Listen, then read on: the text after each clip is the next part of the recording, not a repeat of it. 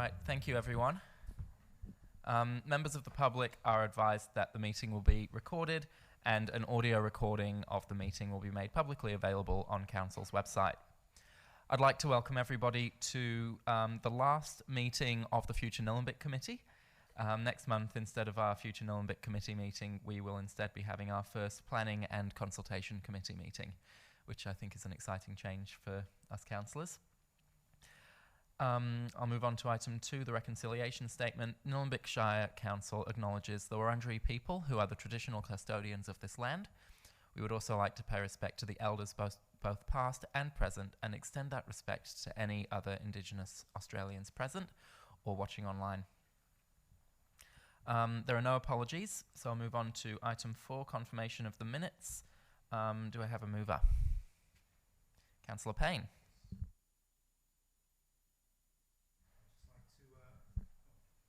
I'd just like to move the confirmation of minutes, please. As per the papers? As per the papers. Thank you, Councillor Payne. Do I have a seconder for that? I'll second the motion. Councillor Egan. Councillor Payne, would you like to speak? No. Councillor Egan. Any other councillors? I'll put it to a vote. Those in favour? Those in favour? And that is carried unanimously. Thank you, everyone. All right, moving on. Item 5, disclosure of conflicts of interest. Are there any conflicts of interest? There are no conflicts of interest. So we'll move on to item 6, Arts and Culture Strategy 2022 to 2026, Community Engagement Plan. We have one speaker on this item, Jim O'Connor. So Jim, I'll invite you up to speak. You've got 3 minutes.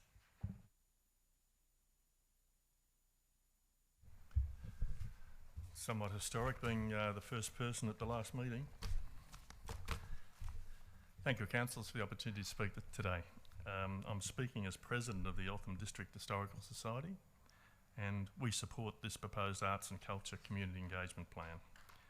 Nillumbik Arts and Culture is a significant element within our community, and we are fortunate to have passionate council officers who actively share related information and initiate a wide range of arts-based activities.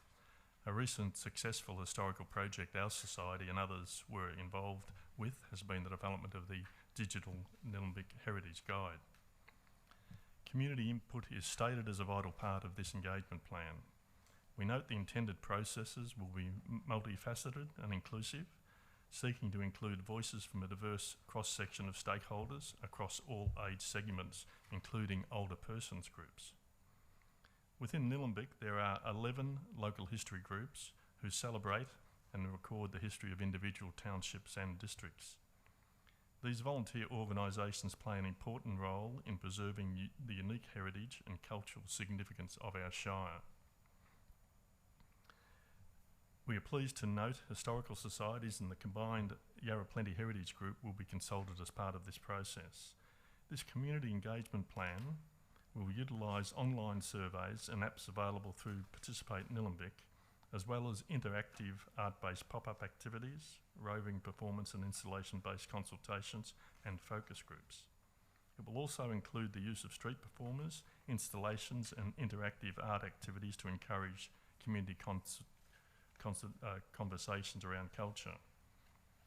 Given that Nillumbik's population is growing older, and by 2036 the number of people over the age of 65 years are expected to make up 20% of our total population, it is vitally important all consultation processes all cater for the needs and capacities of these demographics.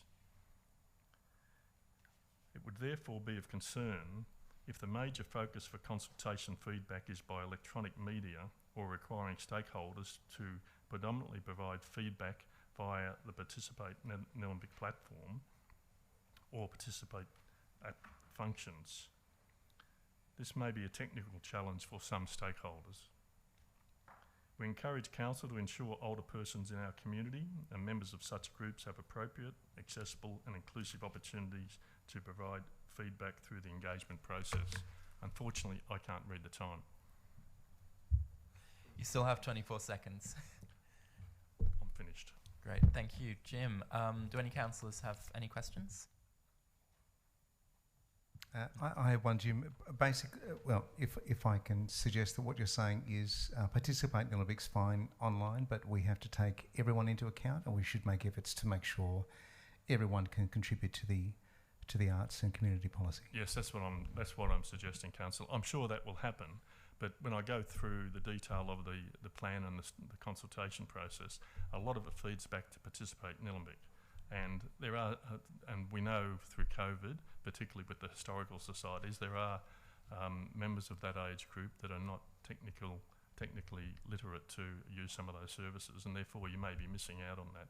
So obviously one way would be to try and have direct consultation with some of those groups or individuals, which I'm sure is within the process, just so long as it doesn't get lost. Thanks, Jim. Any other questions?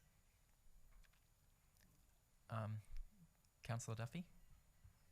I was going to ask a quick question, Jim. How important do you think it is to see art in our civic buildings? So when council is doing capital works around the place with our parks and gardens and with our pavilions for sport? I think, going back to my time on council as a Shire councillor for Eltham, the art in public places and the art collection were very, very significant elements, and that's been carried through to the Nillumbik art collection. I think it is frustrating for some artisans and I'm sure council staff that we don't have a dedicated gallery that allows that to be displayed effectively.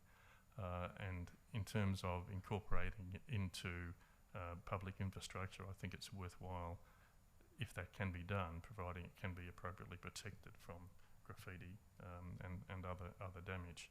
I have put a proposal to council under the last council that that some thought be given to an extension to the community reception centre, to the Withers Room, to enable a municipal gallery to be constructed there, to enable it as a shop front for local artisans, but also as a place that we could effectively display the Nillumbik art collection.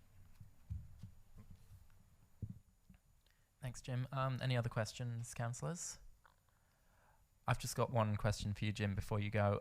So just coming back to consultation through methods other than the online methods, do you have any specific suggestions for how we could reach out to people in a non-digital manner?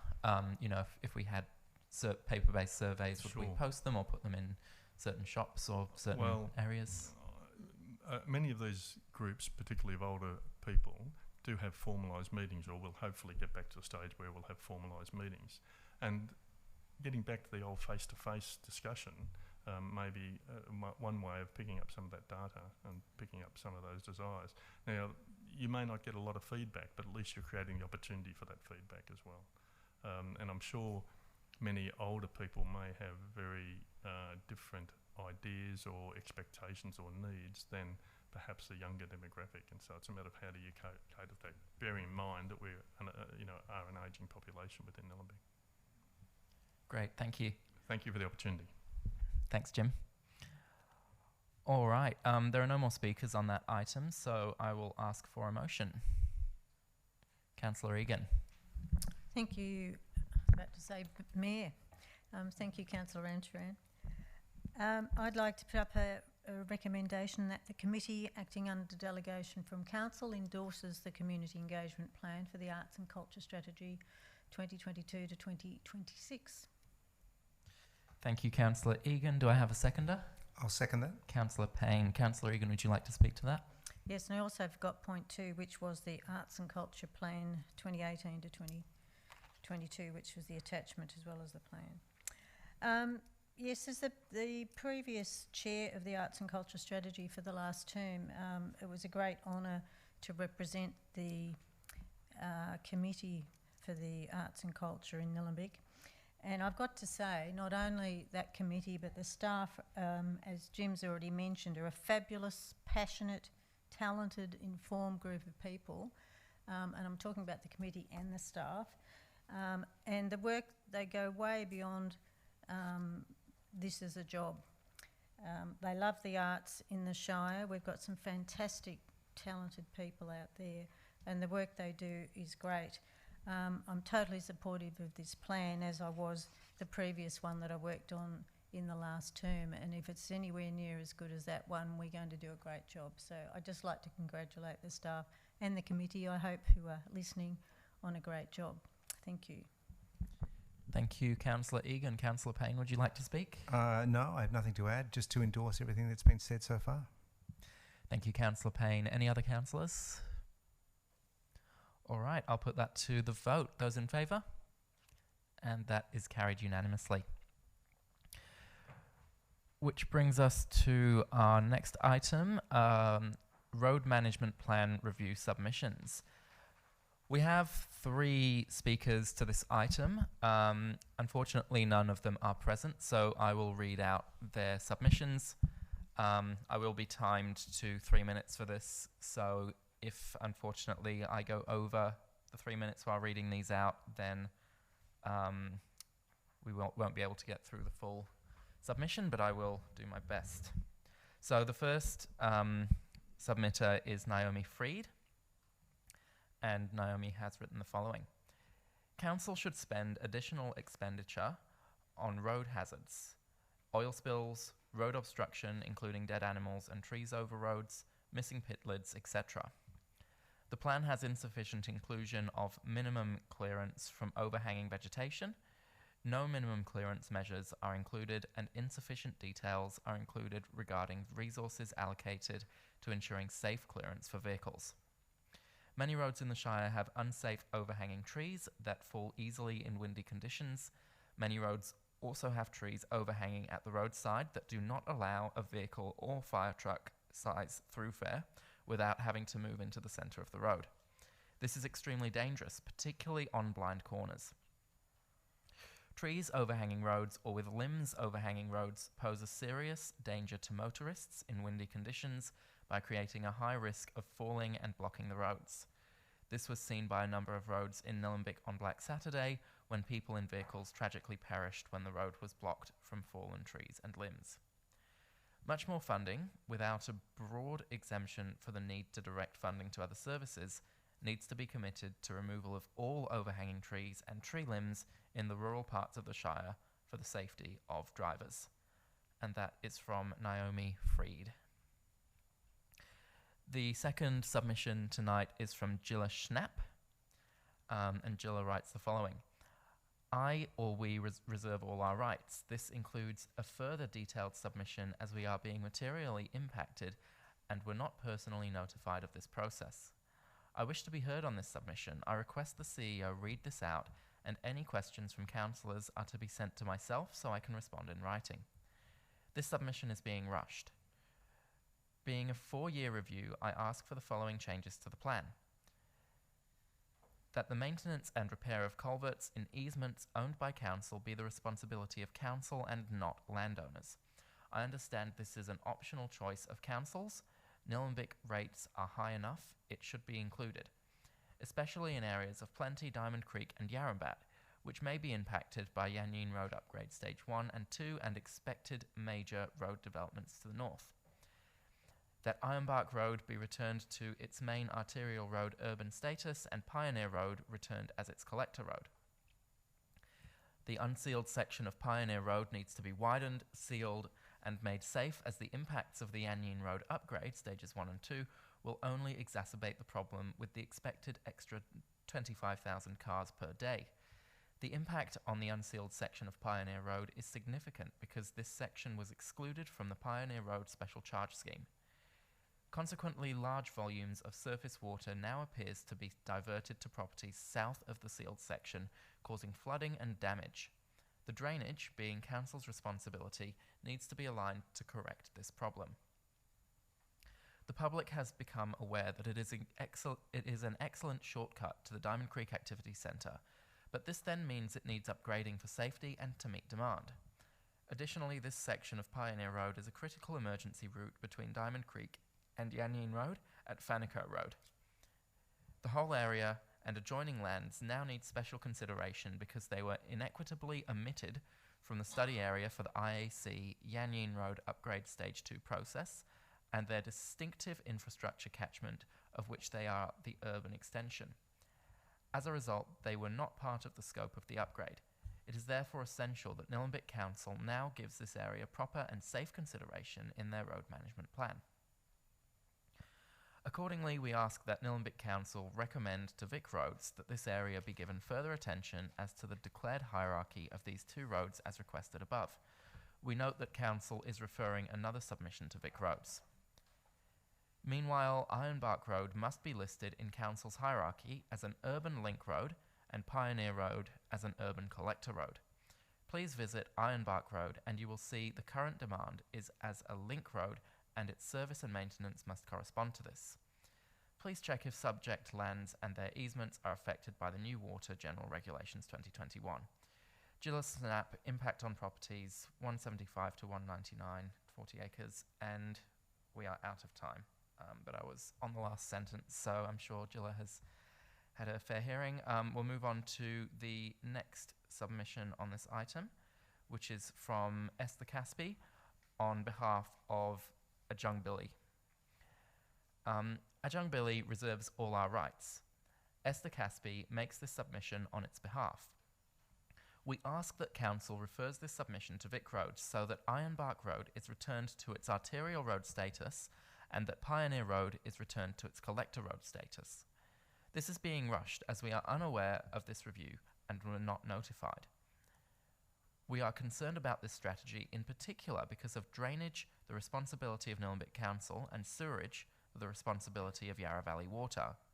We are relying on the original infrastructure strategy of this property and need to ensure that we are not adversely impacted by any changes.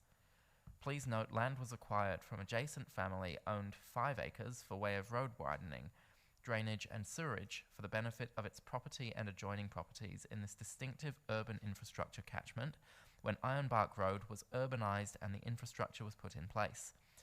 This includes our urban water reticulation, of which Ajung Billy's land and adjoining 5 acres was made compulsory liable for, both originally on one title. As sewerage and drainage go together, we need to ensure that new council planning for others does not impact on these lands any way whatsoever. Also, new Water General Regulations 2021. We noticed recently that council trucks have been doing drainage works on adjoining land and are concerned that the original drainage for this area has not been diverted or changed. Ironbark Road is for all purposes, is being used as an urban arterial road and it needs to be under the responsibility of Vic Roads. This is to ensure the proper and safe level of service. P.S. We need to expand in more detail. Esther Caspi, Director, Ajung Billy. And that is Esther's submission. There are no further speakers on this item, so I will ask for a mover. Councillor Stockman. Thank you, Chair. Yes, I'll move the. I'll make a motion to move the recommendation as per the papers. Thank you, Councillor Stockman. Do I have a seconder? Councillor Egan. Councillor Stockman, would you like to speak to that? Yes, thanks, Chair. Again, I'd just like to say my dealings with the roads team has been very good in Blue Lake, and one example was there was a pothole in Memorial Drive, and we got that filled in and sorted out very, very quickly. So it's a very competent team. It's a very complex area as well, and I think it gets confused a bit with what's state and with what's council. And I think being such a big shire as well, that the team does a very good job. So I'd just like to commend them on that. And just want to add that there was 73 submissions apart from the 3 that you wrote out, the people that couldn't make it that you read out just then. But there was also 73 other submissions. And we will make a big attempt to get back to all those people because it can, as we said, get a little bit complex. Thank you, Councillor Stockman. Councillor Egan, would you like to speak? Yes, thank you. I think the stats on this are quite illuminating. Out of 73, 76 submissions altogether. If you were reading this as a document and you didn't know the heading, you'd think it was about rural roads. The number of issues that people mention, whether they're out of scope or not, that fit into the rural road category are quite huge.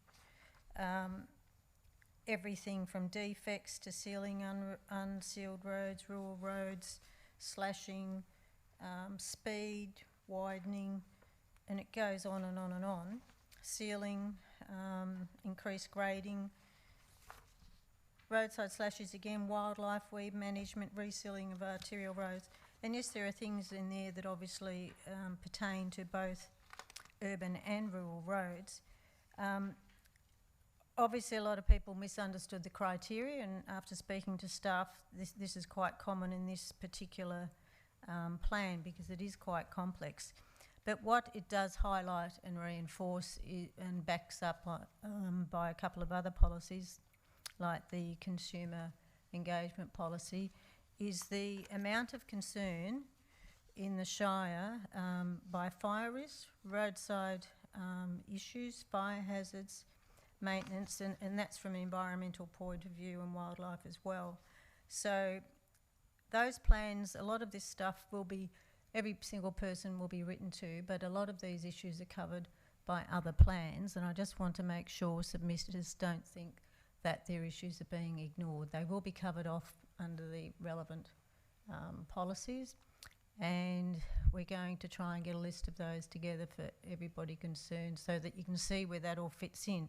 The other, obviously, major issue that we have with every single issue that comes up in the Shire is the line between Vic Roads, which is now DOT for all those uninitiated out there.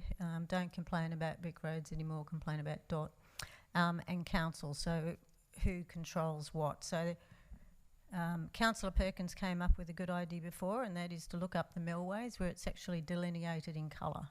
So what is a council road and what is a state road. So that might head off a lot of complaints to council if you actually look up who pertains to who before you make your complaints. But getting back to the issue at hand, I'm really keen to see this keep going, and I second the motion. Thank you. Thank you, Councillor Egan. Would any other councillors like to speak? Councillor Eyre? Thank you. I just wanted to make mention too that there were quite a few submissions where details weren't supplied, so obviously we can't reply to those people. So just pointing that out. Thank you. Thank you, Councillor Eyre. Any other councillors? Councillor Duffy. Thank you. I think it's great that we actually had 73 people provide submissions on this. And I'd like to congratulate everybody for putting the effort in to put the pen to paper, or, you know, keyboard, fingers to keyboard in letting us know their thoughts. Further to what Councillor Egan mentioned, what was important to me when I was reading this was, where does the feel of the roads fit into this? And it I was mistaken as well, thinking of all of the other things that go with our road experience, like the trees, the vegetation down nature strips, etc. So what's given me great comfort is knowing that with this management plan, it is really looking at the service level agreements, and it's keeping everything the same, or looking at things that could be better. If councillors want to be able to suggest improvements or increasing the service levels, we can do that. And at the moment, this plan doesn't actually make anything worse or less than it was, which is great. There have been lots of people contacting me about dead animals on the side of the road, and I've only learnt today that there's a difference between what council's service level agreement is for removing animals that have been accidentally killed on the sides of the road versus what the state government levels are as well. So I think having that really easy, quick snapshot so people understand what's a council responsibility, what's a state government responsibility, will make it clearer for us all. And the thing that's really important for me is what the experience is like when we're driving along our roads. And tree management and vegetation is really important, and a lot of people have mentioned that. And so just to reassure them that is going to be catered for in the Nillumbik tree management plan.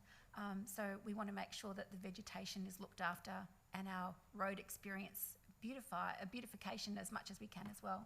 But that's not what we're talking about tonight. Tonight's about how we look after our roads and footpaths.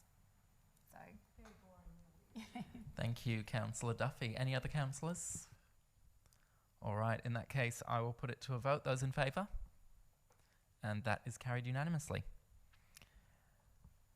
That brings us to our next item, submissions to Amendment C126, rezoning of Bridge Street and John Street to Public Park and Recreation Zone.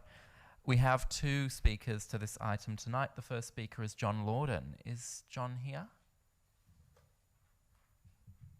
John is not present tonight. The second speaker is Timothy Bradshaw Cook.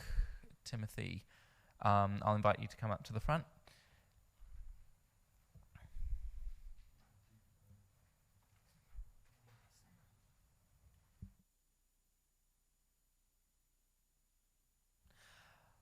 All right, Timothy, you've got 3 minutes.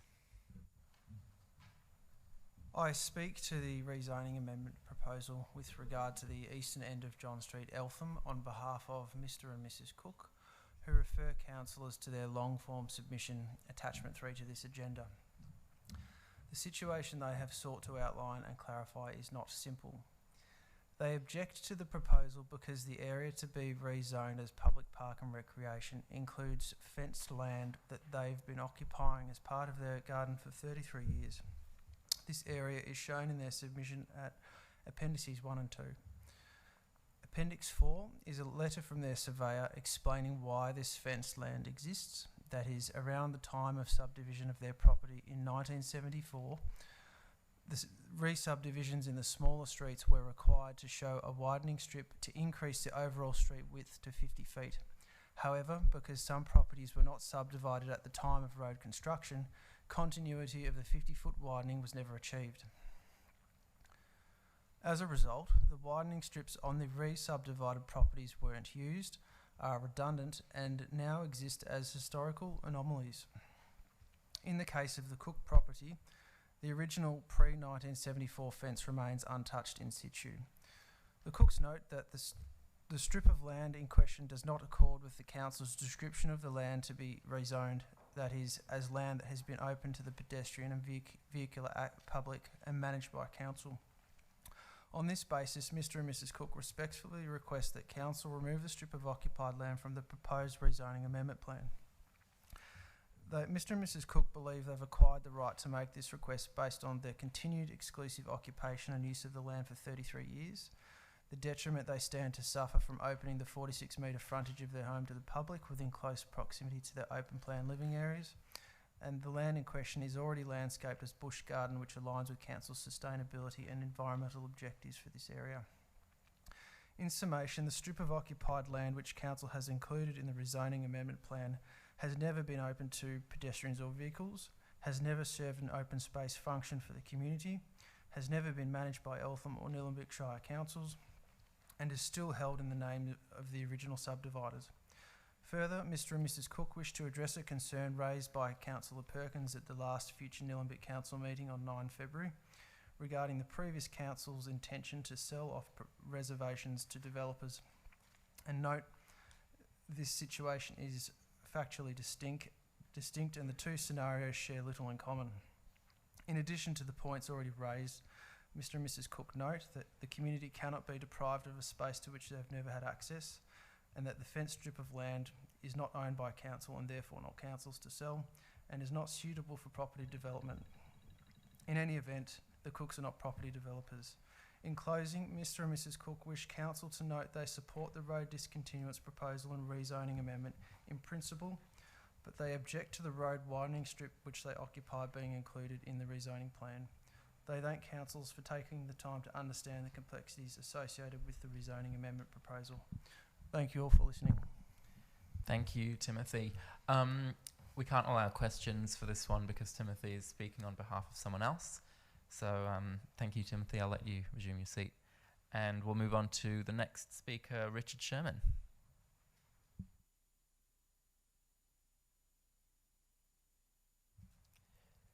Thanks, Richard. You have 3 minutes. Thank you, Mr Chair. Thank you for giving me a hearing, everybody.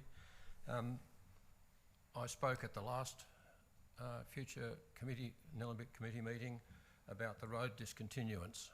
I spoke then about the general community support for the position I was taking. I haven't canvassed this matter with all the community members I do happen to know that some of them don't understand the difference between the planning scheme amendment and the road discontinuance, but they'd made, I think, their intentions clear earlier.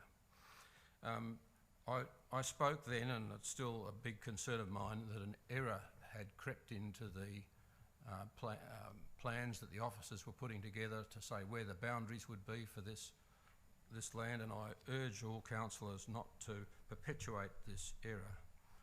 It's been pointed out to me that any attempt to change the boundaries at this time would cause delay in the progress of both the road discontinuance matter and the matter before us right now. And none of the people who I've spoken to support any process that would add such a delay. We'd like to see this go ahead according to the officer's recommendation, but we'd like to see the error corrected as soon as possible thereafter. In the case of this one,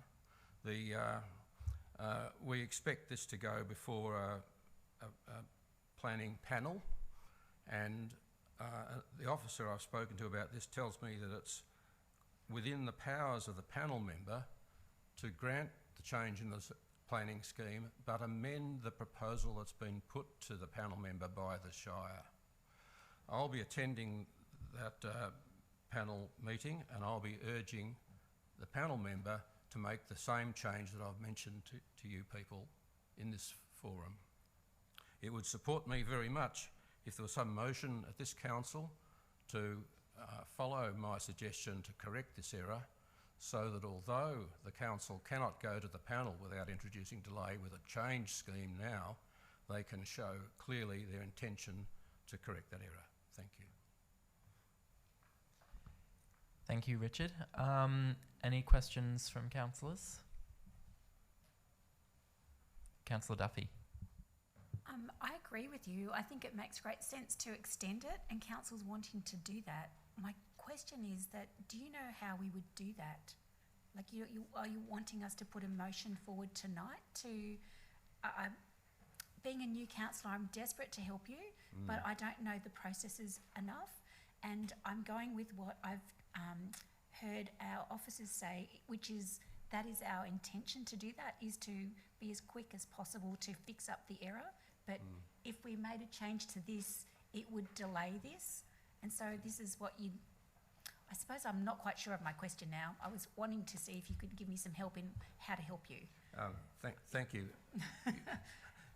You might have become a bit knotted up with your questioning, but I think I can relieve it. I'm not asking for any changes to the motion now. What I would like to see is a completely new motion that the council asks the officers to pursue the correction of this error as quickly as possible. If that motion is on the books when the panel meets, then that would be very strong support for the idea that getting the panel to put the zone boundary in the correct place in the first instance. Got you. Yep. Thank you. Thank you, Richard. I'll move on to Councillor Perkins. Thanks, Councillor Amcher. And just a question of Sorry, Councillor Perkins, if you just turn your mic back on. Oh, Rosa, perhaps if the Director of Planning... Rosa, the question relates to, I think it's widely understood that Council is potentially happy to support the submitter's direction. Can we possibly amend the motion tonight to give an indication to the panel that we do not object or that we support amending? We would not have an issue with a panel direction to extend the road discontinuance or the planning scheme amendment to cover the areas that the submitter has spoken to tonight. Is that a possibility?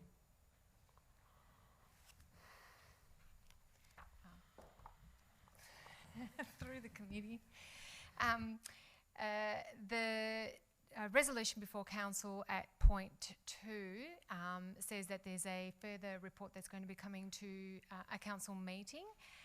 It's at that time that we could add as a resolution of council that the submission to the panel would not object to the proposal as put forward by the submitter. Okay, so rather than try to rush an amended motion tonight, it's best to wait to the OCM when we formally consider the submissions Yep. at the council meeting. Yep, I think the feeling in the room is that we should do that. Thank you.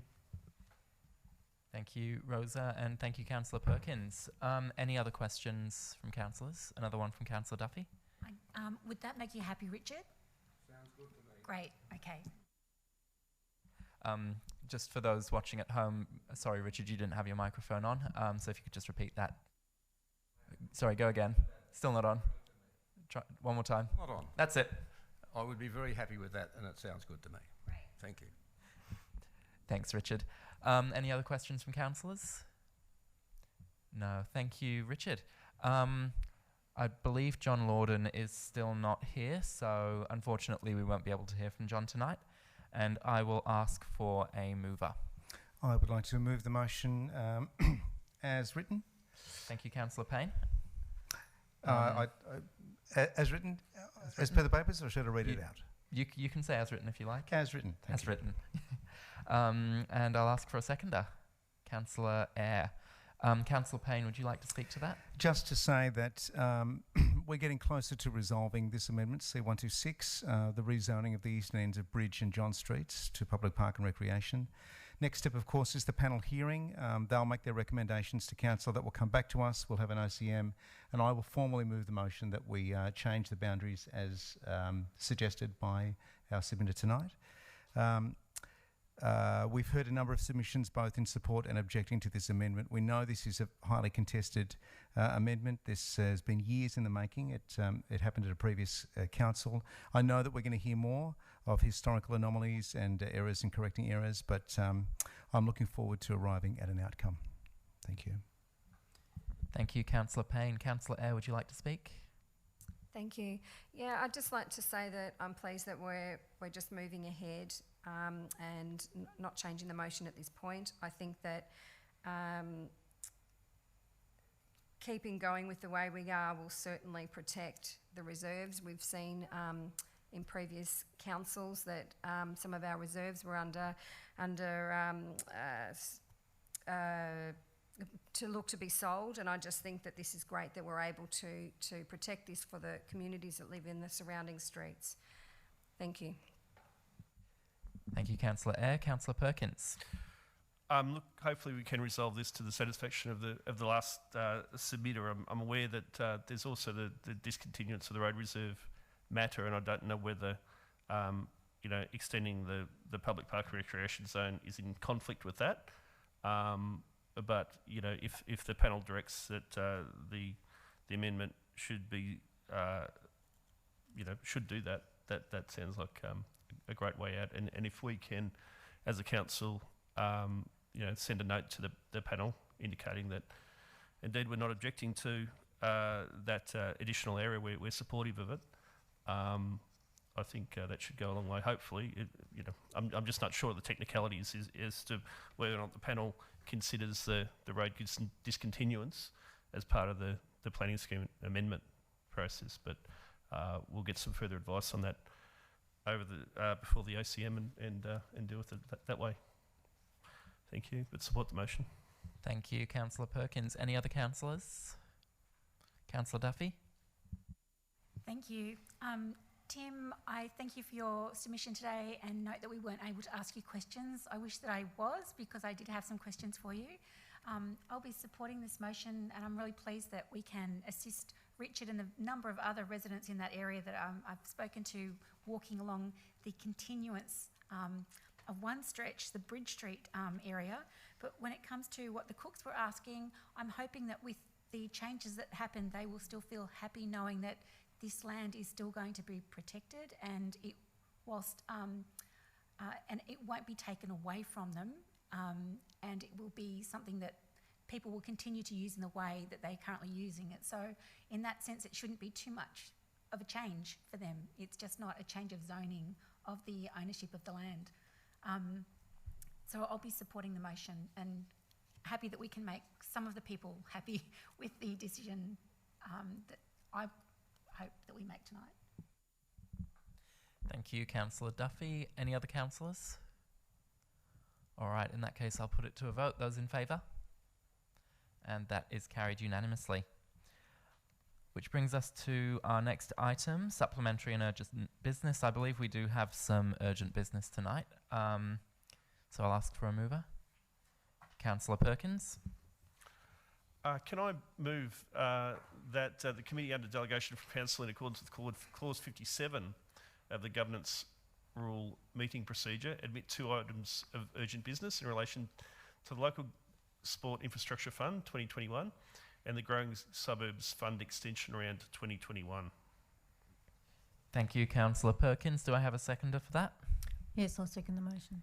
Councillor Egan. Councillor Perkins, would you like to speak to that motion? Look, this is just to enable us to debate these 2 items. The Growing Suburbs Fund applications close at 2 o'clock tomorrow. So it's imperative that we deal with that one tonight. And Local Sport Infrastructure Fund closes on Monday the 22nd of March. So if we can debate those 2 items tonight, we'll at least get some applications in. Thank you, Councillor Perkins. Councillor Egan, would you like to speak to that? I'm happy with that. Thank you, Councillor Egan. Any other councillors? In that case, I'll put it to a vote. Those in favour? And that is carried unanimously.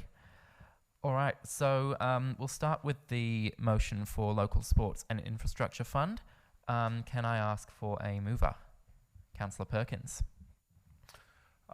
I'll move as per the papers. The papers are now just being distributed to the gallery, but I'll read out the officer recommendation for those at home. The recommendation is that the committee, acting under delegation from council, number 1, endorses the following projects to be submitted for funding through the Local Sport Infrastructure Program under the relevant categories. A, female-friendly facilities. Part 1, the Bridge Street Reserve Oval upgrade, council contribution of $600,000 and Victorian government contribution of $500,000. B, community sports lighting. It's the Coventry Oval lighting upgrade, Elizabeth Street, Diamond Creek, council contribution of $120,000 and Victorian government contribution of $180,000. C, the facilities for active seniors.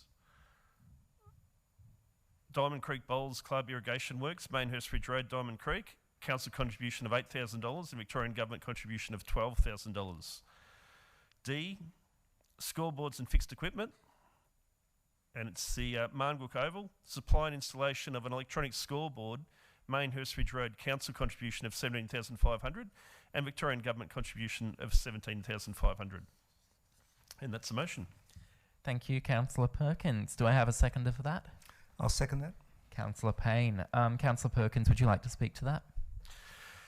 Yeah, I will. And referring to the papers that haven't been distributed very widely publicly, but the 2021 Local Sports Infrastructure Fund is a statewide competitive Victorian government program that provides a range of job opportunities across 5 funding streams. It's underpinned by the Department of Jobs, Precincts and Regions priorities to ensure the state's economy benefits all Victorians by creating more jobs for more people, building thriving places and regions and nurturing inclusive communities. It's a requirement that all successful applicants commence construction within 6 months of signing the funding agreement. For projects under the female-friendly facilities, community sports lighting and facilities for active seniors categories, council is required to contribute $1 for every $1.50 invested by the state government. For the scoreboards and fixed equipment category, the funding ratio is 1:1. Successful applicants will also be required to sign an agreement with the Department of Jobs, Precincts and Regions in June 2021. Obviously, the projects, the female-friendly facilities, the Bridge Street Reserve Oval upgrade, that's Eltham Rugby, I understand, to bring that surface up to spec, up to standard. It's a very well-used surface. It gets heavily damaged during the wetter months with rugby use. It needs a better service. It certainly needs proper drainage to ensure that facility is playable throughout the year, as currently it's not. Coventry Oval, that's in Diamond Creek. Elizabeth Street, that's the oval on the left-hand side as you drive through Diamond Creek towards Hurstbridge. That's one of the most heavily used ovals in the Shire. It sits at number 1 for our sports lighting strategy. A lot of the other sporting ovals have been upgraded, so this one now sits at the top, basically on account of its high usage, and the lighting at the moment allows them to play or to train at night, but not to actually play games. So they'd certainly benefit from that lighting upgrade. Facilities for active seniors, not a lot of money there, but the Diamond Creek Bowls Club needs some irrigation works. They're an elderly cohort. The pitch is synthetic. They actually need to water it before they play. So they're looking for some irrigation works, some sprinklers that the bowlers can turn on rather than dragging fairly heavy hoses around. But that's council contribution of $8,000 and Victorian government of $12,000. Scoreboards and fixed equipment, again, Marlbrook Oval on the basis of its heavy use. Coventry Oval has recently had a electronic scoreboard installed, and that's across the road, but that was fully funded by the Diamond Creek Footy Club. So this is to help them out for their other games, junior, and also for their junior footy club, and also for cricket that's played on Marlbrook Oval. And that's the supply and installation of that electronic scoreboard with 50% from council and the other half, the $17,500 from the state. So certainly there is money required from council, and it's really contingent on council committing to some borrowings in the budget next year. We think if these grant applications come off, that would be money well spent, because these projects do need to happen. So I commend the motion. Thank you, Councillor Perkins. Councillor Payne, would you like to speak to that? No. Any other councillors? Councillor Duffy. It's well known that we're a council with not enough money, so I'm grateful to the state government for being able to provide us with some of these funding opportunities. It's difficult when we've got so many different areas of the community that would like to see improvements, and I know that in Edendale, the North Eltham Cricket Club, I know the Redbacks Soccer Club, I know that the down at Central Oval, the Panthers Cricket Club and Panthers Footy Club would love to see us do more there. It's a shame that hasn't gotten up, but I understand that we need to spread these projects across the Shire because everybody wants something. But I suppose the one thing that I'd really like to say is that, you know, we will continue to advocate for the community groups, and the ones that are being acknowledged today, I'm happy to support them. But just a reassurance to the other community groups out there and the other sporting groups is that you're not being forgotten. We are just trying to work out how we can manage our money to be able to do all the things that we'd like to do, and it's a matter of timing, I think. So I won't go through my big long list, but you know that's been shared with people here at council, and I think that that's enough for me for now. Thank you. Thank you, Councillor Duffy. Any other councillors? In that case, I'll put it to the vote. Those in favour? And that is carried unanimously. Okay, so the next one is the GSF funding, the Growing Suburbs Fund Extension Round 2021. Can I ask for a mover? Councillor Egan. Thank you, Councillor Ramcharan. I'd like to put up a recommendation as per what is on the board there, but for the benefit of the gallery at home, I'll read it. That the committee acting under delegation from council endorses the following project to be submitted for the funding through the Growing Suburbs Fund. A. Grey Sharps Road Open Space Precinct Plan Implementation with a council contribution of $925,500 and a Victorian Government contribution of $3,150,000. B. Subject to confirmation of extension to the GSF submission deadline by the administering body, submit an additional grant to develop a multi-purpose synthetic soccer pitch at no cost to council on the land at 129 to 163 Mainhurst Bridge, Diamond Creek, Mainhurst Bridge Road, Diamond Creek. consistent with the previous GSF application in September 2019 and subject to renewed support from relevant stakeholders. Thank you, Councillor Egan. We're just fixing up that typo with the missing word road. Can I just ask you to confirm under item A that you meant to say 925,000 rather than 925,500? Well, that's what I've got in my papers. 925,000? No, 925 and 500. So which is the correct figure? Mine? Yes, can I ask it is Yalmar to and a confirm? half a million and And a another half. half. All right, we'll just So fix can up you those two typos. Correct that too, please.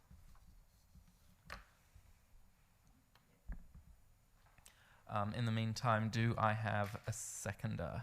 Councillor Perkins. Councillor Egan, would you like to speak to that motion? Thank you. Since 2015, the GSF have actually supported growing communities with lots of projects throughout the Shire, and Nillumbik's been had quite a few grants being successful through that.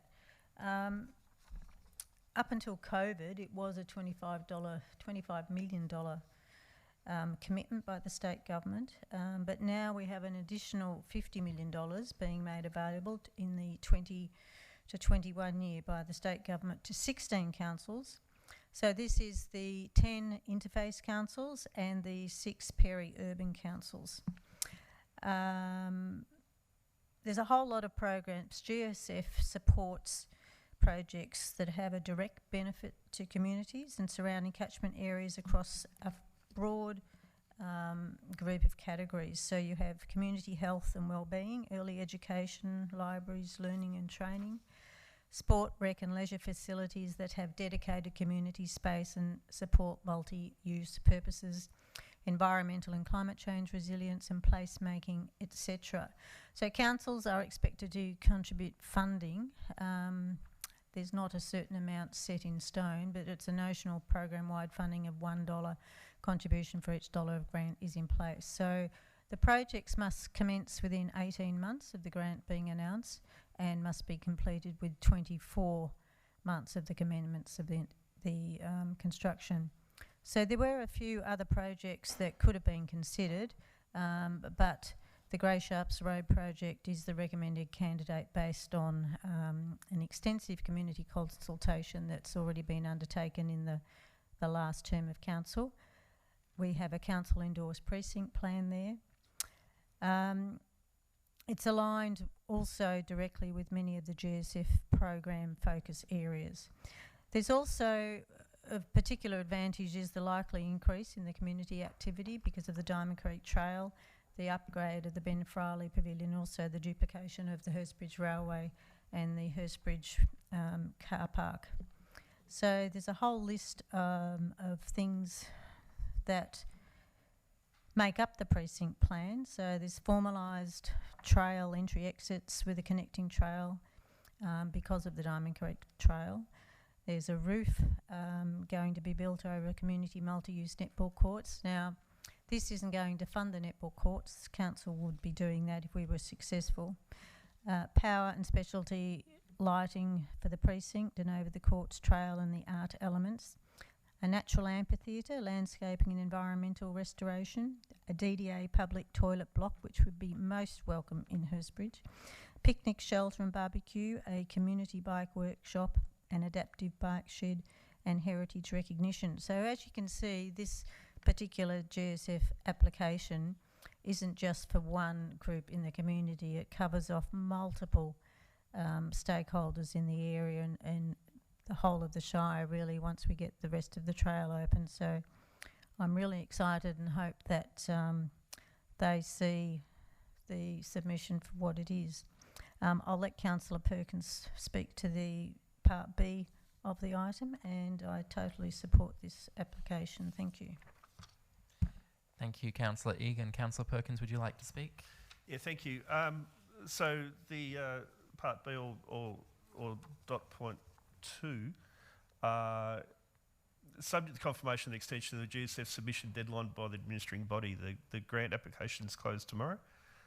We certainly intend to put the Grey Sharps Road open space precinct plan application in before that close of deadline, but also there's a possibility we might be able to get an extension of that deadline to Friday. We've been advised we've got a good chance of extending that deadline to Friday to allow us to resubmit a previous application that we put in September 2019, and that's for multi-purpose synthetic soccer pitch on the oval between Diamond Valley Secondary College, or Diamond Valley College, they don't call it Secondary College anymore, so Diamond Valley College and Diamond Creek East Primary School.